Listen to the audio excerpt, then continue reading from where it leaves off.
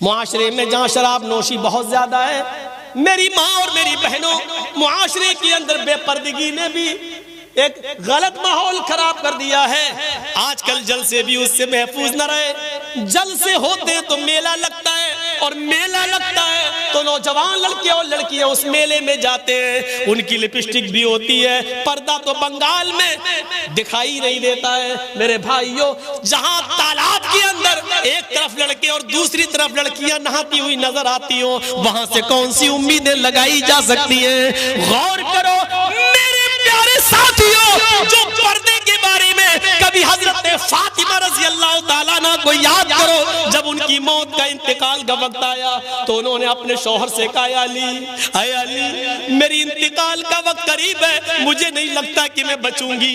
फरमाया अली ने, ऐसा क्यों कह रही हो? अली मेरी एक वसीयत है, उसको नोट कर लेना। हजरत अली ने कहा, तुम मेरी बीवी नहीं, तुम मेरी वाइफ ही नहीं, मोहम्मद रसूलुल्लाह की बेटी हो, बताओ तुम्हारी क्या वसीयत है, मैं उसको जरूर पूरा करूंगा।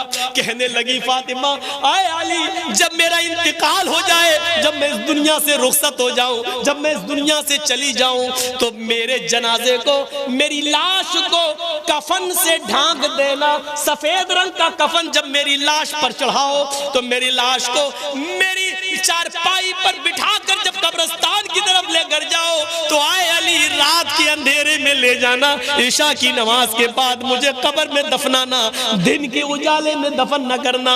मेरी कब्र को दिन में, मेरी लाश को दिन में न उतारना कब्र में। हजरत अली ने कहा, अरे फातिमा ठीक है मैं ऐसा ही करूंगा, लेकिन रात में ही क्यों? दिन में अगर तुम्हारा इंतकाल जल्दी हो गया और जल्दी दफन होने की नौबत आ गई तो तुम रात की वसीयत क्यों कर रही हो?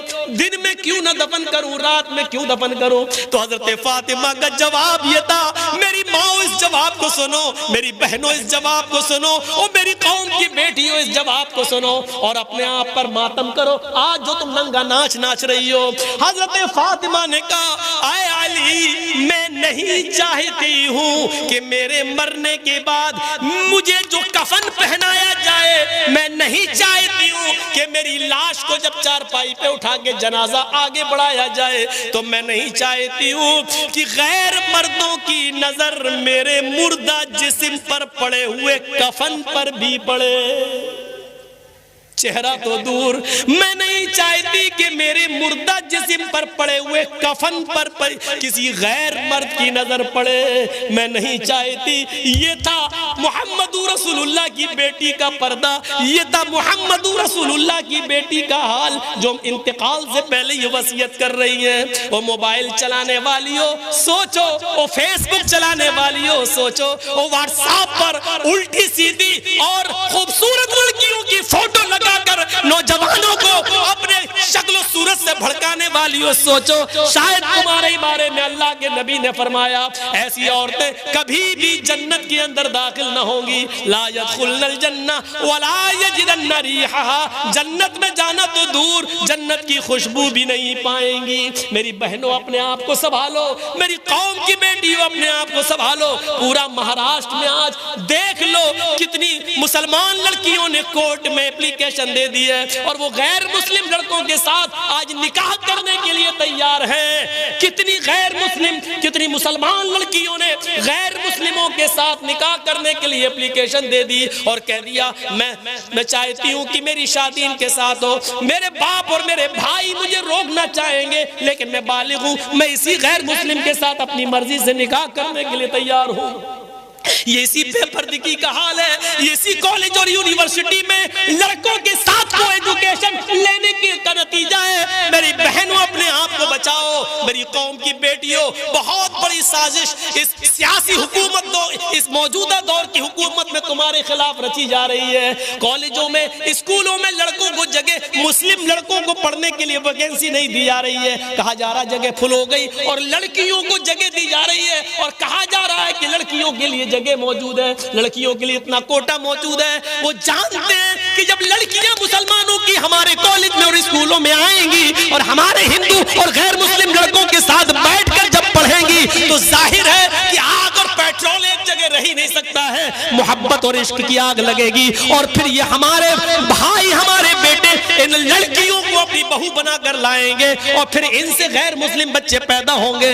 मेरी बहनों, इन साजिशों को नाकाम करो। मेरी कौम की बेटियों, इनके मंसूबों पर पानी फेरो।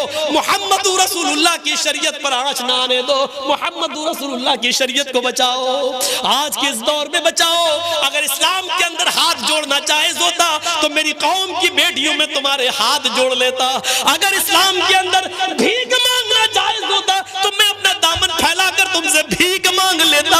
मेरी कौम की बेटियों, मेरे दामन में इतनी भीख डाल दो कि तुम अपने आप को पर्दे में रखो, अपने आप को फेसबुक और व्हाट्सएप और मैसेंजर से बचा लो और इस्लाम की खिदमत करो। हजरत फातिमा जैसा पर्दा करो, और इतना न करो तो कम से कम मौजूदा मुआशरे में ऐसा तो करो कि तुम्हारे माँ बाप की और भाइयों की इज्जत, उनकी छल्ली छल्ली ना हो, उनको शर्मिंदगी महसूस ना हो, मुआशरे को शर्मिंदगी महसूस ना हो। इतना तो कम से कम करिए। 10:30 से 12:30 हो चुके हैं, 2 घंटे काफ़ी है। मुझे अभी कलकत्ता निकलना है। मेरी कल कलकत्ता से लखनऊ के लिए फ़्लाइट भी है, जाना भी है। मेरे भाइयों, दुआओं में याद रखिएगा, ज़िंदगी रही तो फिर कभी आपसे मुलाकात होगी। हम अल्लाह से दुआ करते हैं, अल्लाह हमें शिर्क से बचा ले। अल्लाह हमें माँ बाप की खिदमत करने की तौफीक अता फरमा, 5 वक्त की नमाज का पाबंद बना ले, शराब नोशी से हमारे मुआशरे को पाक व साफ रखते, और आए अल्लाह हमारी माँ बहनों को पर्दे की तौफीक अता फरमा। जब तक तो हमें जिंदा रख, इस्लाम पर जिंदा रखना, और जब हमारा खात्मा हो तो ईमान पर हमारा खात्मा फरमाना। वमा अलैना इल्लल बलागुल मुबीन व आखिरु दअवाना अनिल हम्दुलिल्लाहि रब्बिल आलमीन। अस्सलामु अलैकुम व रहमतुल्लाहि व बरकातुहू।